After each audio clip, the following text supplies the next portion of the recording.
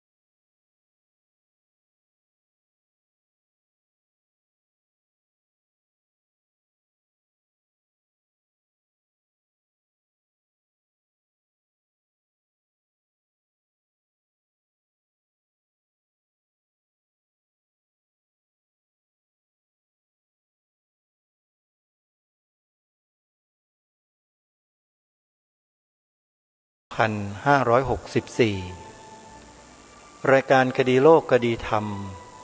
มาพบกับท่านผู้ฟังเป็นปกติทุกวันจันทร์ถึงวันศุกร์และวันเสาร์อาทิตย์ทางสถานีวิทยุแห่งนี้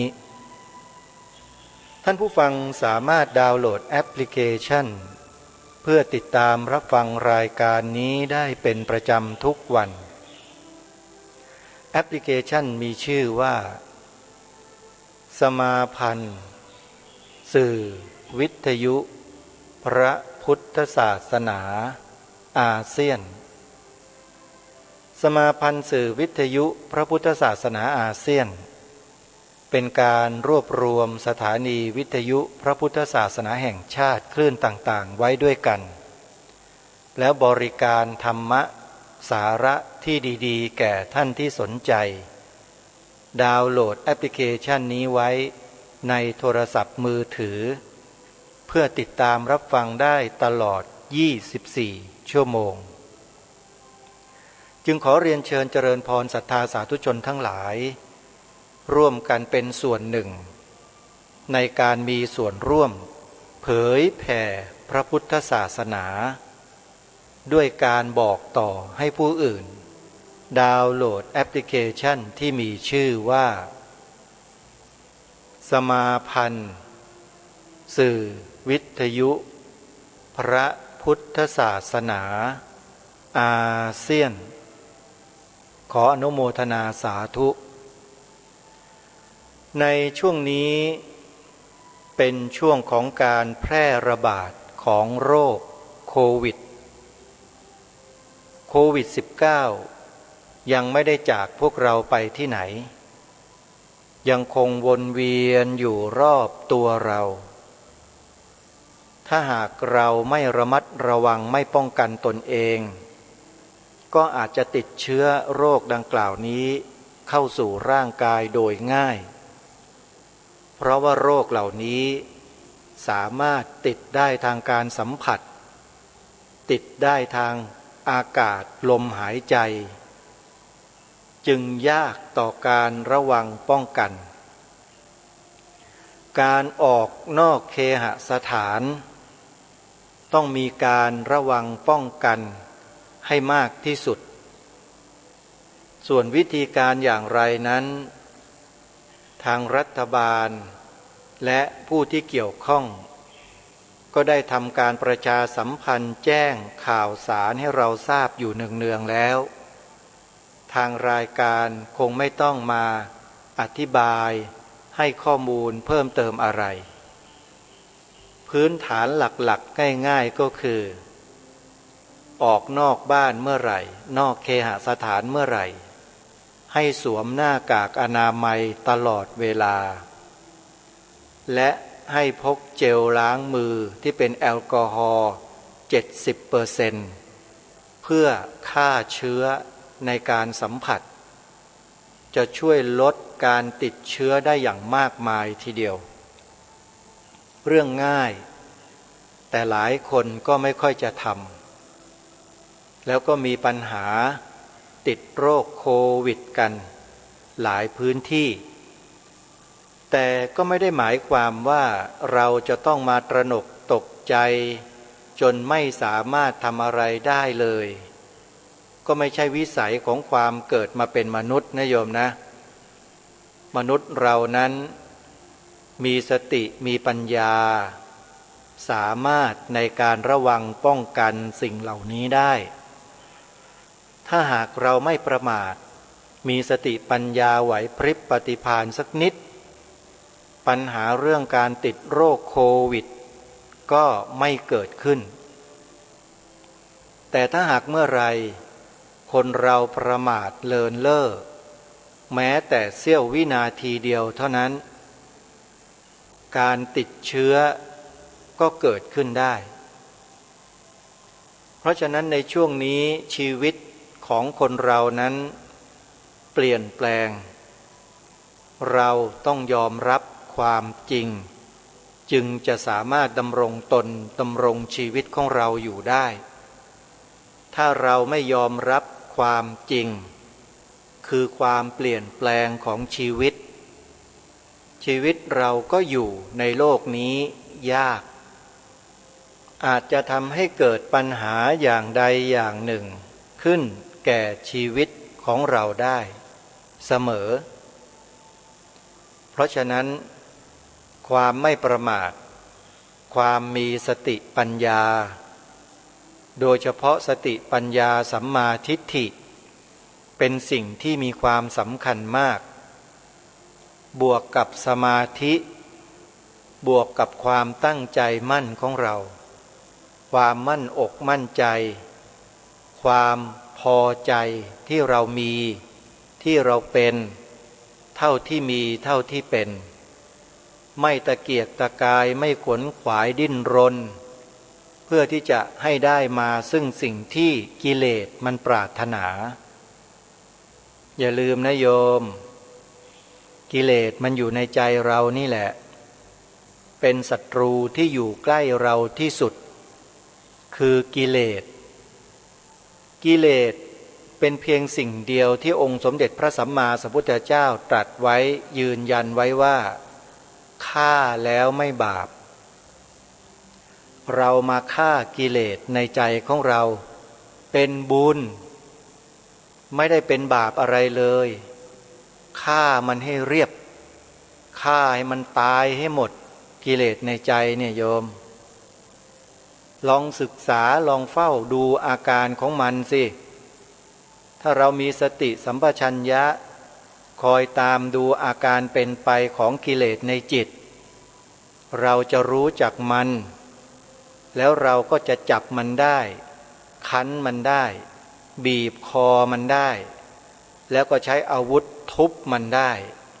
จนกระทั่งกิเลสมันตายไม่มีเหลือหนทางเดียวเท่านั้นที่องค์สมเด็จพระสัมมาสัมพุทธเจ้าตรัสยืนยันไว้เป็นเอกายโนมัคโคคือการเจริญชุมสัมมนาในสถานที่ปฏิบัติธรรมที่สำคัญแห่งหนึ่งของประเทศไทยของเรานั่นก็คือที่วัดนาหลวงอภิญญาเทศิตธรรมตั้งอยู่ที่ตำบลคำด้วงอำเภอบ้านผือจังหวัดอุดรธานี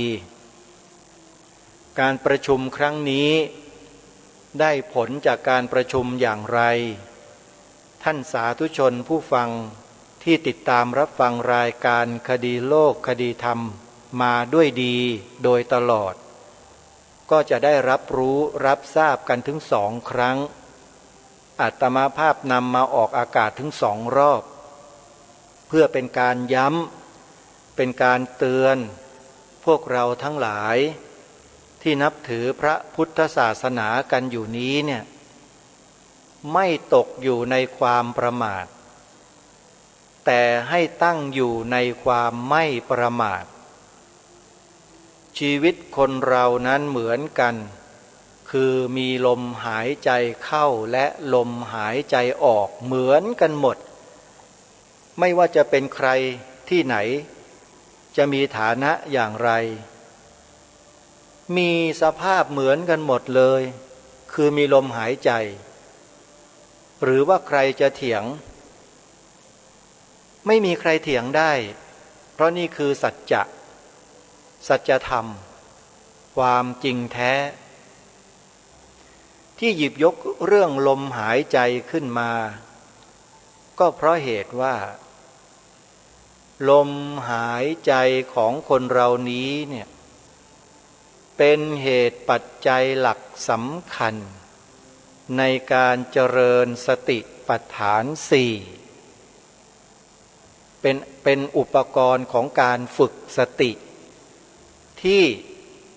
สิ้นเปลืองน้อยที่สุดได้ประโยชน์มากที่สุดเปลืองกำลังน้อยที่สุด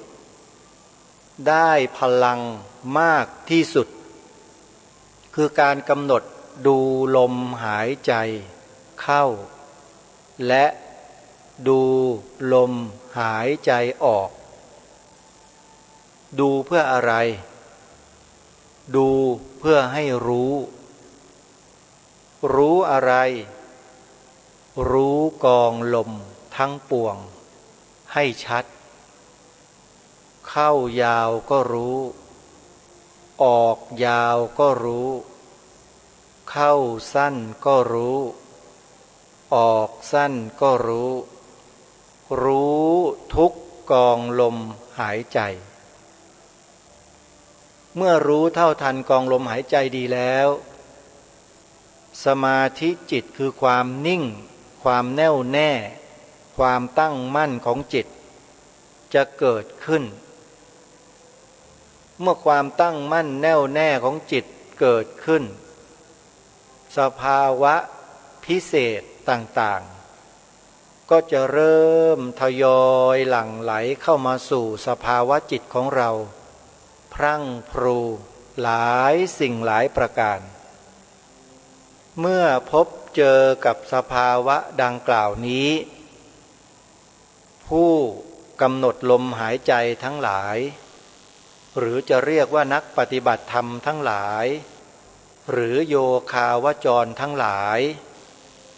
ส่วนมากก็มักจะหวั่นไหวเกิดอาการต่างๆนานาเช่นถ้าเกิดอะไรที่มันถูกอกถูกใจขึ้นมาก็ชอบหลงไหลเคลิบเคลิ้มทะยานอยากจะเห็นอยากจะได้ยินอยากจะรู้ได้กลิ่นได้สัมผัสสิ่งนั้นนี่คืออาการของโลภะมันเกิดแต่ถ้าหากสิ่งที่เข้ามาไหลเข้ามานั้นเป็นสิ่งที่น่าเกลียดเป็นสิ่งที่ไม่น่าสัมผัสไม่น่าดมไม่น่าดอมเป็นสิ่งที่น่ารังเกียจก็จะเกิดอาการผลักไสเกิดอาการกลัวหวาดผวาตกอกตกใจขึ้นมาฝ่ายนี้กิเลสในฝ่ายโทสะก็ทำงานขึ้นมามันเป็นกระบวนการของเหตุและปัจจัยที่เมื่อคนเราไม่มีสติสัมปชัญญะที่แน่วแน่แล้วเนี่ยก็มักจะเจอกับอาการเหล่านี้กันทุกคนไม่มีเหลือหรอเลยไม่ว่าจะปฏิบัติสมาธิปฏิบัติฌานมาแค่ไหนก็ตามมาเจออาการแบบนี้เข้าในขณะที่กำหนดรู้กองลมอยู่เนี่ยเมื่อจิตมันดิ่งเป็นสมาธิตั้งมั่นขึ้นมาอาการที่ไม่เคยปรากฏมันก็ปรากฏอาการที่มันไม่เคยเกิดไม่เคยมีไม่เคยเป็นมันก็เกิดมีเกิดเป็นขึ้นมาครูบาอาจารย์ทั้งหลายทั้งปวงผู้มีประสบการณ์เนี่ยท่านเตือนท่านบอกสอนเรานักหนาว่าให้ใช้สติตามรู้ดูอาการนั้นไว้โดยไม่ตื่นตระหนกทั้งฝ่ายบวกและฝ่ายลบคือไม่ชอบแล้วก็ไม่ชังแต่ให้ตั้งจิตให้เป็นกลางๆไว้อย่าให้ความชอบหรือว่าความชังมาครอบงำจิตแล้วใช้สติสัมปชัญญะตามรู้ดูอาการเหล่านั้นจนกระทั่งมันหายไปไอตอนที่มันหายไปนี่แหละสำคัญมากจะเห็นหรือไม่เห็นจะรู้หรือไม่รู้ก็อยู่ที่ตรงนี้แหละขึ้นอยู่กับว่าสติและสัมปชัญญะของเรานั้นมีพลังกล้าแข็งพอที่จะรู้จะเข้าใจสิ่งที่ปรากฏเกิดขึ้นตั้งอยู่และดับไปนั้นมากน้อยเพียงใดนี่คือลักษณะของการฝึกฝนอบรมตนตามหลักของมหาสติปัฏฐานสูตรซึ่งดูเหมือนว่านะฮะจะมีสำนักปฏิบัติธรรมที่นำวิชานี้ไปเผยแพร่และให้โยคาวจรไปฝึกฝนอบรมตนปฏิบัติธรรมจนประสบความสำเร็จได้อย่างเด่นชัด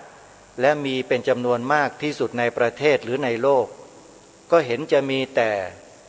สำนักวิปัสสนากรรมฐานวัดมหาธาตุ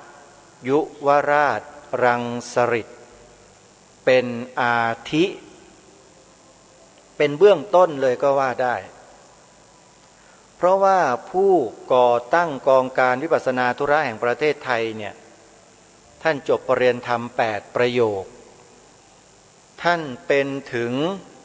อดีตสังฆมนตรีว่าการองค์การปกครองของคณะสงฆ์ถึง3 สมัยในสมัยอดีตแล้วท่านเองก็มีความเชี่ยวชาญชำนาญพระไตรปิฎกในการแสดงพระธรรมเทศนา มีความรู้ความสามารถมีวิสัยทัศน์มองการไกลของพระศาสนาได้ยาวไกลเป็นอย่างดีหลังจากที่ท่านพิจารณาศึกษาหาข้อมูลจนกระทั่งรู้เข้าใจแล้วเห็นข้อบกพร่องต่างๆในวงการของชาวพุทธเราแล้วท่านก็เลยตัดสินใจก่อตั้งกองการวิปัสสนาธุระแห่งประเทศไทยขึ้นมาเพื่อจะเผยแผ่งานวิปัสสนาธุระโดยตรงโดยใช้หลักของมหาสติปัฏฐานสูตรมาเป็นบาดฐานในการขับเคลื่อนวิชาการนี้เริ่มต้นตั้งแต่ปีพระพุทธศักราช 2496 เป็นต้นมาจนกระทั่งถึงปัจจุบันเป็นที่ประจักษ์ชัดแก่สาธุชนคนดีโดยทั่วไปแล้วว่าการศึกษาอบรมตนตามแนวมหาสติปัฏฐานสูตรตามที่วัดมหาธาตุยุวราชรังสฤษฎ์ได้ทำการเผยแผ่อยู่ทั้งในอดีตจนถึงปัจจุบันนั้นมีประโยชน์ต่อสังคมต่อประเทศชาติต่อพระพุทธศาสนาและต่อโลกนี้อย่างมากเพราะสิ่งที่เกิดขึ้นที่เป็นตัวชี้วัดที่เป็นผลที่พึงประสงค์นั้นได้เกิดขึ้นและเป็นที่ยอมรับของผู้คนเป็นจำนวนมากผลที่เกิดขึ้นจากการปฏิบัติวิปัสสนากรรมฐานตามแนวนี้ก็คือคนนั้นโยคาวจรนั้นบุคคลนั้นผู้นั้นจิตใจมีความเมตตากรุณาเพิ่มขึ้นจิตใจมีความรับผิดชอบทั้งต่อตนเองและผู้อื่นต่อสังคมประเทศชาติพระศาสนามากขึ้นมีความจงรักภักดีต่อสถาบันพระมหากษัตริย์มากยิ่งขึ้นพูดง่ายๆก็คือว่าปฏิบัติวิปัสสนากรรมฐานตามแนวมหาสติปัฏฐานสูตรแล้วมีแต่สิ่งที่ดีเกิดขึ้นแก่ชีวิตสิ่งที่ดีเหล่านี้นี่แหละเป็นความประสงค์ของคนในสังคมโดยทั่วไปแต่หลายคนก็หาแนวทางในการที่จะส่งเสริมสนับสนุนในการทำรงรักษาแนวความคิดเหล่านี้ในใจของคนนั้นไม่ได้คือหาไม่เจอจะไปจัดอบรมเสวนาจะไปสัมมนากี่พันครั้งก็ตามถ้าไม่ลงสู่ภาคปฏิบัติวิปัสสนากรรมฐานแล้วไม่มีวันที่ใครจะเข้าถึงตรงนี้ได้เลยขอยืนยันในฐานะผู้มีประสบการณ์มาก่อนทั้งทางคดีโลกและทางคดีธรรมอาตมาภาพจะไม่เล่าเรื่องส่วนตัวให้เสียเวลาแต่ขอย้ำว่าผ่านมาแล้วทั้งสองส่วนคือทั้งทางคดีโลกและทางคดีธรรมความรู้ที่ได้ที่เกิดขึ้นนั้นบอกและยืนยันกับใครหลายๆคนชัดเจนว่าผลที่เกิดขึ้นแล้วนำสู่การปฏิบัติเพื่อประโยชน์ส่วนรวมนั้นเป็นตัวชี้วัดใครก็ตามที่ปฏิบัติสติปัฏฐานสี่อย่างครบถ้วนสมบูรณ์เกิดสภาวะเกิดความรู้สึกที่เปลี่ยนแปลงจากเดิมกลายเป็นอีกรูปแบบหนึ่งที่ดีกว่าที่ประเสริฐกว่าที่มีความมั่นคงกว่าย่อมถือว่าท่านผู้นั้นหรือคนนั้นเนี่ยประสบความสำเร็จในขั้นต้นๆของการเจริญสติปัฏฐานสี่ ทีนี้จะนำไปต่อยอดเมื่อไหร่ก็สามารถทำได้ไม่ยากเพราะความรู้ที่เกิดขึ้นจากประสบการณ์ครั้งที่ผ่านมานั้นย่อมยังคงฝังอยู่ในหัวจิตหัวใจของผู้นั้นเป็นเชื้ออยู่ตลอดเวลาถ้ามีการจุดประกายขึ้นมาใหม่อีกครั้งหนึ่งก็ขอบอกณที่นี้ไว้เลยว่าไม่ยากแล้วก็ง่ายเพราะมีเชื้ออยู่แล้วก็เชื่อเหลือเกินว่าโยคาวจรที่เคยผ่านประสบการณ์ในการประพฤติวัดปฏิบัติวิปัสสนากรรมฐานตามแนวมหาสติปัฏฐานสูตรมาก่อนนั้นก็จะมีความรู้สึกนึกคิดเหมือนอย่างที่ผู้ดำเนินรายการกล่าวไปนี้เช่นกันมั่นใจเป็นเช่นนั้นแล้วชีวิตและจิตใจนั้นที่จะใฝ่ไปในทางต่ำเพื่อเป็นการทำลายล้างจารีตประเพณีวิถีชีวิตวัฒนธรรมขนบธรรมเนียมอันดีงามของชาติบ้านเมืองของชนเผ่าพันธุ์ของลูกหลานไทยของเราบรรพบุรุษไทยของเรานั้นจะไม่มีอยู่ในจิตใจเลยความลบล้างสิ่งดีงามของบรรพชนจะไม่มีในจิตใจจะมีแต่ออกมารับผิดชอบปกป้องระวังป้องกันต่อสู้เพื่อรักษาทั้งนั้นนี่คือผลพวงจากการเจริญสติปัฏฐานสี่จะเป็นคนแบบนี้โยมถ้าใครไม่ใช่แบบนี้มีการงานส่วนรวมที่จำเป็นจะต้องขอความช่วยเหลือเกื้อกูลบุคคลที่อาศัยอยู่บนผืนแผ่นดินนี้แล้วถ้าใครปฏิเสธหลบหนีหายไม่เอาด้วยเห็นแก่ตัวขอบอกได้เลยว่าพวกเนี้ยไม่ได้ผ่านการปฏิบัติวิปัสสนากรรมฐานตามแนวมหาสติปัฏฐานสูตรมาก่อนหรือผ่านการปฏิบัติมาแต่ไม่ได้ผลอะไรเลยนี่แหละคือเครื่องชี้วัดเพราะฉะนั้นการเจริญสติปัฏฐานสี่ตามแนวมหาสติปัฏฐานสูตรหลักสูตรที่ท่านเจ้าประคุณสมเด็จพระพุทธาจารย์อาสภมหาเถระผู้เป็นอดีตทิบีสงฆ์วัดมหาธาตุพระอาจารย์ใหญ่ฝ่ายวิปัสสนาธุระแห่งประเทศไทยได้เผยแผ่มาสู่พวกเราจนถึงวันนี้นั้นจึงเป็นหลักการและวิธีการที่สามารถปฏิบัติได้ให้ผลได้ไม่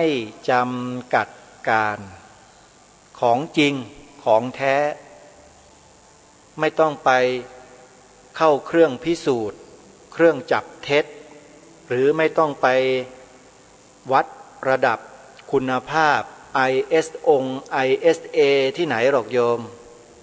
ของแท้เนี่ยไม่ต้องไปมีเครื่องหมายรับรองอะไรแต่ไอสิ่งที่มันมีเครื่องหมายรับรองเนี่ยขอฝากไว้นิดนะอาจจะไม่ใช่ของแท้ก็ได้แค่อาศัยตัวตราพลาสติกเปื้อนสีนิดเดียวติดไว้เท่านั้นแล้วให้คนหลงเชื่อกันก็เยอะแต่วิปัสสนากรรมฐานตามแนวมหาสติปัฏฐานสูตรเนี่ยไม่ต้องติดสติ๊กเกอร์รับรองคุณภาพโยมทุกคนจะรู้เองสัมผัสได้ด้วยตนเองโดยที่ไม่ต้องให้ใครมาบอกมายืนยันมาชี้ว่าเราเป็นอย่างนั้นผ่านอย่างนี้ไม่ต้องธรรมะของพระพุทธเจ้าตรัสไว้ในบทสรรเสริญพระธรรมคุณจำได้ไหมโยมสวากขาโตภควตาธัมโมสันทิฏฐิโกอากาลิโกเอหิปัสสิโกโอปนยิโกปัจจตังเวทิตัพโพวินยูหิเคยสวดกันไหมสวดแล้วแปลกันหรือเปล่าไม่แปลแล้วเข้าใจไหมโยมไปหาแปลกันเองแล้วไปทำความเข้าใจด้วยตนเองกันซะอย่ามัวแต่เป็นลูกนกลูกกาลูกไก่ คอยแต่ที่จะให้แม่ไก่มาป้อนเหยื่อให้ตัวเองอยู่ร่ำไปตลอดไปมันก็ไม่รู้จักโตกันสักทีแต่พวกเราเนี่ยรู้จักไปขวนขวายไปค้นหาไปศึกษาดูด้วยตัวเองบ้างบอกเสียทุกเรื่องทุกอย่างมันไม่ได้เรื่องหรอกมันไม่ได้ผลหรอกโยมต้องโอปนยิโกเอหิปัสสิโกโอปนยิโกและเมื่อเป็นเช่นนั้นแล้วก็ปัจจัตตังเวทิตัพโพวินยูหิจะรู้เองไม่ต้องให้ใครมาบอกเมื่อรู้เองแล้วตัดสินใจตัวเองได้ไขตัวเองออกบอกตัวเองได้นะทุกสิ่งทุกอย่างมันจะดำเนินไปโดยอัตโนมัติของมันเองเรื่องจิตสำนึกเนี่ยเป็นเรื่องใหญ่มากมันไม่ใช่อยู่ๆมันก็เกิดขึ้นมากันได้นะจิตสำนึกเนี่ยมันต้องสร้างยังไงก็เจริญสติปัฏฐานสี่นี่ไงแล้วจะรู้เลยว่าจิตสำนึกที่แท้จริงเนี่ยมันเป็นยังไงไอ้ที่พูดกันไอ้ที่แสดงหลอกลวงกันอยู่ในสังคมโลกโซเชียลเน็ตเวิร์กเนี่ยท่านว่าเชื่อถือได้หรืออะไรที่มันไม่ได้เกิดอยู่ที่จิตที่ใจที่กายของเราแล้วอย่าเพิ่งไปเชื่อให้เชื่อไอ้สิ่งที่มันเกิดกับกายกับจิตของเรานี่แหละของแท้ของจริงพิสูจน์ได้ด้วยตัวเองปัจจตังเวทิตโพวินยูหิเนี่ยบทสรรเสริญพระธรรมคุณอันสุดท้ายเลยวินยูผู้รู้ย่อมรู้ได้เฉพาะตนเท่านั้นไม่ใช่โกหกไม่ใช่หลอกลวงไม่ใช่พูดเพื่อหวังจะได้แต่พูดความจริงเป็นเช่นนั้นจริงให้ใครมาเทศเรื่องนิพพานให้ฟังตลอดทั้งชาติถามว่าคนที่ฟังจะบรรลุนิพพานไหมไม่มีทางอ่ะเป็นไปไม่ได้ยกเว้นแต่บารมีคุณเต็มแล้วแล้วก็ได้ฟังพระธรรมเทศนาจากพระโอษฐ์ของสมเด็จพระสัมมาสัมพุทธเจ้านั่นแหละเราจึงเชื่อแต่ถ้าในยุคนี้อย่ามาอวดมาอ้างมาคุยกันเลยไม่เชื่อหรอกใครฟังเทศเรื่องนิพพานแล้วบรรลุนิพพานน่ะไม่มีอ่ะแถมไม่บรรลุแล้วนะยังจะมาเที่ยวกระทำการอะไรอย่างใดอย่างหนึ่งเพื่อเป็นการริดการรัดการตัดทอนผลประโยชน์อันควรมีควรได้ของการนับถือพระพุทธศาสนาของบุคลากรในพระพุทธศาสนาของเราด้วยกระทำกันเนี่ยทุกวันเนี่ยดูเหอะไม่ว่าจะเป็นวจีกรรมไม่ว่าจะเป็นกายกรรมก็ตามริดรอนสิทธิและผลประโยชน์อันควรมีควรได้ในการนับถือในการปฏิบัติกิจของพระศาสนามีคนเขากระทำไหมริดรอนไหมไม่เห็นมีใครดำเนินการเข้าตามกฎหมายรัฐธรรมนูญเลยหรือว่าไม่รู้จักไม่เข้าใจกันแต่ต่อไปนี้นะฮะอาตมาภาพเชื่อมั่นว่าจะมีผู้แทนของชาวพุทธเนี่ยเข้ามาดำเนินการอย่างจริงๆจังๆเพิ่มขึ้นแล้วดูได้จากไหนดูได้จากการก่อตั้งชมรมสมาคมมูลนิธิทางพระพุทธศาสนาที่เพิ่มมากขึ้นแล้วแต่ชมรมแต่ละสมาคมแต่ละมูลนิธิเนี่ยก็มีเป้าหมายและวัตถุประสงค์อันเดียวกันก็คือปกป้องคุ้มครองพระพุทธศาสนาอย่าลืมนะศรัทธาสาธุชนทั้งหลายพระพุทธศาสนาของเราเนี่ยมีนักบวชเหมือนกับไม่มีอาวุธอะไรต่อสู้มือเปล่าสู้ใครไม่ได้มีปากก็ถูกปิดปากอีกต่างหากมีมือก็ถูกมัดมือชกนี่คือนักบวชในพระพุทธศาสนาแต่บางศาสนาในประเทศไทยของเราเนี่ยไม่มีนักบวชเล่นการเมืองได้ลงสมัครเป็นผู้แทนราษฎร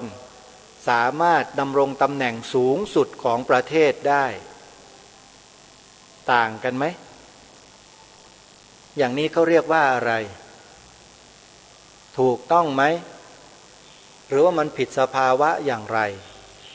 ฝากให้ท่านผู้มีสติปัญญาทั้งหลายไปขบคิดพิจารณากันด้วยพระสงฆ์ไม่มีอาวุธต่อสู้มีปากก็ถูกปิดปากห้ามพูดเห็นหรือยังท่านสาธุชนไม่ได้มาพูดเพื่อที่จะขอเรียกร้องสิทธิอย่างโน้นอย่างนี้ไม่ใช่ไปเรียกร้องทำไมไม่จำเป็นต้องเรียกร้องเพราะมีอุบาสกอุบาสิกาที่เป็นคฤหัสถ์ญาติโยมที่นับถือศาสนาพุทธอยู่เต็มบ้านเต็มเมืองเขาก็คงจะช่วยกันเองช่วยพระไม่มีความสามารถที่จะไปต่อกลอนกับใครได้เพราะถูกมัดมือมัดขาถูกตราสังถูกปิดปากจริงหรือไม่ไปพูดได้ยังไงไปแสดงออกได้ยังไงเขาไม่ให้แสดงออกเขาเขียนกฎหมายเขาเขียนระเบียบออกมาอย่างนั้นทั้งที่มีสติปัญญามีวุฒิภาวะสูงกว่าคนทั่วไปด้วยซ้ำไปแต่ไม่มีสิทธิ์ถูกปิดกั้นทั้งหมดจะใช้ความรู้ความสามารถอันบริสุทธิ์ของตนเองช่วยเหลือชาติบ้านเมืองก็ทำไม่ได้เพราะเขาไม่ให้พูดการเมือง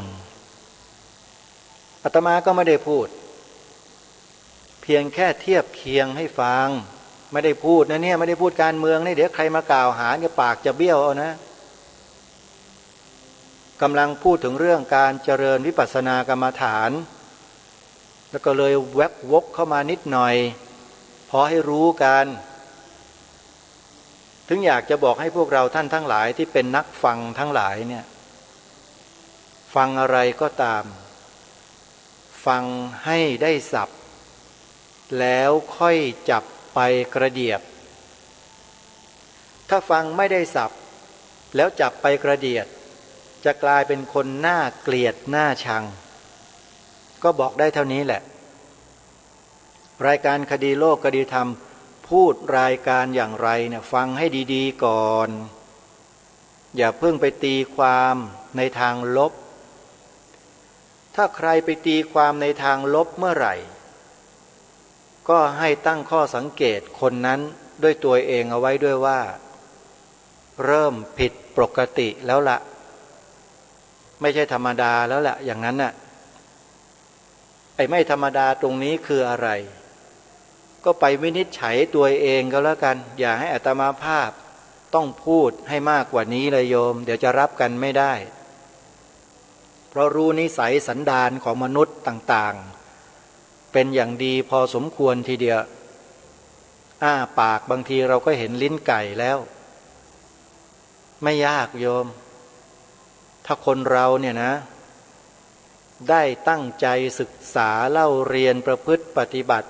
ตามหลักที่องค์สมเด็จพระสัมมาสัมพุทธเจ้าตรัสสอนไว้แล้วเนี่ยวิชาความรู้เหล่านั้นเนี่ยจะเพิ่มพูนสติปัญญาสัมมาทิฏฐิให้แก่เรามากมายทีเดียวมิจฉาทิฏฐิจะเก่งฉกาจขนาดไหนจะเป็นปราชญ์หรือเป็นเขียดเป็นตะปาดมาจากไหนก็ตามพูดแสดงกล่าวอะไรออกมาเราจับความนิดเดียวเราก็รู้แล้วว่าตรงทางหรือ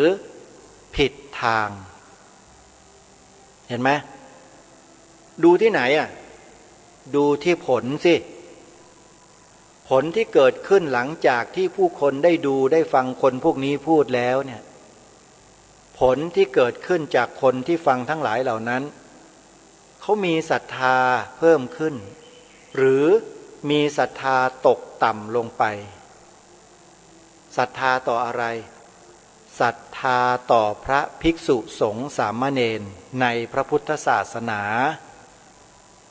ดูไม่ยากโยม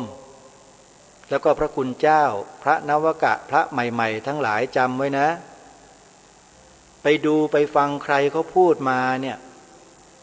ต้องประเมินที่จิตของเราให้ดีถ้าฟังเขาแล้ว พอกลับมาเกลียดพระภิกษุสงฆ์ด้วยกันเกลียดบุคลากรในศาสนากันเนี่ยจำไว้นะท่านกำลังไปรับข้อมูลจากศัตรูของท่านมาโดยไม่รู้ตัวไม่มีคำสอนของพระพุทธเจ้าที่สอนให้พระสงฆ์สามเณรเราแตกกันรังเกียจกันไม่มีธรรมะของพระพุทธเจ้าไม่มีคำว่ารังเกียจหมู่คณะเขาจะรักกันสมัครสมานสามัคคีเป็นน้ำหนึ่งใจเดียวกันภายใต้พระธรรมวินัยเราอยู่กันอย่างสงบอยู่อย่างสันติไม่แตกแถวเพราะมีระบบระเบียบที่คอยกำกับดูแลมีระบบระเบียบของการปกครองการศึกษาเผยแผ่การสาธารณูปการสาธารณสงเคราะห์ศึกษาสงเคราะห์งาน6ด้านทั้งหลายเนี่ยเรามีอย่างเป็นระบบปกครองดูแลกันมาด้วยดีเป็นร้อยพันปีมาแล้ววันดีคืนร้ายมีไอ้อีที่ไหนไม่รู้เที่ยวมาอ้างพระวินัยบอกว่าพระผิดอย่างนั้นพระผิดอย่างนี้คนถวายผิดอย่างนั้นคนถวายผิดอย่างนี้เสร็จแล้วทำให้คนที่ฟังความจากคนเหล่านั้นเนี่ยเกิดศรัทธาตกไม่ทำบุญต่อพระสงฆ์อีกเลยถ้าผลปรากฏเกิดขึ้นอย่างนี้เมื่อไหร่ให้รู้ตัวไว้ด้วยว่าตัวเองนะถูกการปล่อยเชื้อจากฝ่ายตรงข้ามเข้าสู่จิตใจไปแล้วรับเชื้อเข้ามาเต็มให้รู้ไว้เนี่ยเครื่องชี้วัดด้วยตัวของเราเองก็มีแค่นี้แหละจะฟังอะไรจะดูอะไรให้ฟังด้วยสติด้วยปัญญามีไหวพริบและปฏิภาณฟังด้วยอาการสงบด้วยความรู้แท้ความรู้จริงไม่ใช่ฟังแล้วเกิดความไม่พอใจเกิดความรังเกียจในหมู่คณะกันเองขึ้นมาเนี่ยผิดทางแล้วแต่มันก็มีข้อยกเว้นนะพวกเดียวกันบางคนทำตัวเหมือนเกลือเป็นหนอนบ่อนไส้ไอ้นี่ก็ว่ากันไปอีกรูปแบบหนึ่งก็ต้องขจัดหนอนทิ้งสิจะเก็บไว้ทำไมล่ะถูกไหมฮะใครบ้างล่ะเห็นเกลือเป็นหนอนแล้วเอาเกลือนั้นมากินมีไหมอันนั้นมันก็สติแตกแล้วล่ะถ้าทำอย่างนั้นกันมันต้องมีกรณียกเว้นบางอย่างไม่ได้หมายความว่าจะดีกันซะทั้งหมดไม่ใช่ศาสนาพุทธเป็นศาสนาแห่งปัญญาไม่ใช่ศาสนาแห่งความโง่เขลาไม่ได้สอนให้เชื่อตะพึดตะพือไปอย่างเดียวแล้วก็ปฏิบัติตามกันไปอย่างเดียวไม่ใช่มีศาสนาเดียวในโลกเท่านั้นน่ะที่ให้สิทธิและเสรีภาพในทางความคิดของผู้คนทั้งหลายทั้งปวงคิดตามที่แนะที่บอกพิจารณาตามที่แนะที่บอกในหลักการนี้เมื่อถูกต้องแล้วประโยชน์จะเกิดขึ้นอย่างกว้างขวางแต่ถ้าไม่ถูกต้องมันจะเกิดปัญหาอย่างกว้างขวางเหมือนกันท่านสาธุชนทั้งหลายตลอด2 สัปดาห์ที่ผ่านมานี้อาตมาภาพนำเนื้อหาการประชุมสัมมนาเชิงวิชาการหรือเชิงปฏิบัติการก็แล้วแต่ที่วัดนาหลวงอภิญญาเทศิตธรรมที่ตำบลคำด้วงอำเภอบ้านผือจังหวัดอุดรธานีซึ่งมีพระเดชพระคุณพระราชสิทธาจารย์หรือว่าหลวงปู่ทองใบประภัสโรในฐานะเป็นประธานสงฆ์อยู่ที่นั่นพระวิปัสสนาจารย์ใหญ่ของเมืองไทยอีกรูปหนึ่งได้ความรู้ได้ข้อมูลได้อะไรมากมายจากที่นั่นในฐานะที่ดำรงตำแหน่งเป็นผู้ช่วยเลขาธิการกองการวิปัสสนาธุระแห่งประเทศไทยอยู่ด้วยก็เลยนำสิ่งเหล่านี้มาเผยแพร่ให้ท่านทั้งหลายได้รับรู้รับทราบร่วมกันใครที่เป็นปฏิปักษ์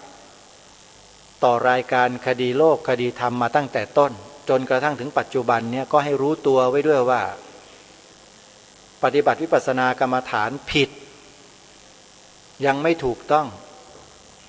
ก็ขอแนะนำว่าให้ไปเริ่มต้นใหม่ไปตั้งไข่ใหม่เลยแล้วเมื่อตั้งไข่ใหม่แล้วมีครูบาอาจารย์ที่แนะนำพร่ำสอนที่ดีแล้วถูกต้องแล้วเนี่ยขอบอกได้เลยว่าไอ้สภาพนั้นมันจะเปลี่ยน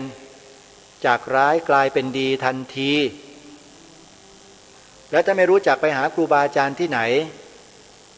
รายการคดีโลกคดีธรรมจะขอแนะนำเอาบุญนะเพราะพระวิปัสสนาจารย์ใหญ่รูปนี้ยังมีชีวิตอยู่ยังคงสติสัมปชัญญะยังพอมีกำลังที่จะพร่ำสอนท่านอยู่นะไปเลยวัดนาหลวงอภิญญาเทศิตธรรมตำบลคำด้วงอำเภอบ้านผือจังหวัดอุดรธานีไปเลยกล้าหรือเปล่าใครที่เป็นนักปฏิบัติที่แสวงหากระหายอยากจะปฏิบัติวิปัสสนากรรมฐานเต็มแก่เนี่ยโยมพระคุณเจ้าด้วยแนะนำเลยฮะก่อนที่ท่านจะสายเกินไปจะไม่มีเหลือแล้วนะพระวิปัสสนาจารย์ใหญ่วิปัสสนาจารย์เอกที่สอนแล้วเป็นผลได้ผลดีเนี่ยเหลืออยู่หนึ่งเดียวตอนนี้นะที่อาตมาภาพทราบนะที่ทราบนะและสัมผัสมาด้วยตนเองนะวัดนาหลวงอภิญญาเทศิตธรรมตำบลคำด้วงอำเภอบ้านผือจังหวัดอุดรธานีไปเลยท่านกวักมือเรียกผู้กล้าทั้งหลายทั้งฝ่ายบรรพชิตและคฤหัสถ์ท่านไม่ต้องเอาอะไรไปเลยนะ